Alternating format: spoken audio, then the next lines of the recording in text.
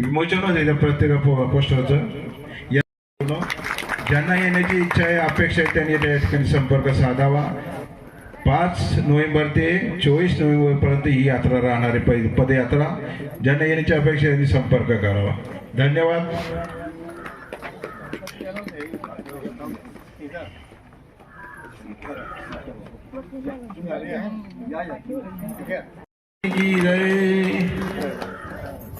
सज्जन हो, या पदयात्रेच्या आणि या वर्षाची पदयात्रा पुनश्च अमरावती जिल्ह्यामध्ये जात आहे. अमरावती जिल्ह्यामध्ये या पदयात्रेची व्यवस्था पाहणारे त्यागमूर्ती अंजनेगाव निवासी. मी जरी जिल्ह्यातला असलो तरी अमरावती जिल्ह्याशी संबंधित आहे नव्हे.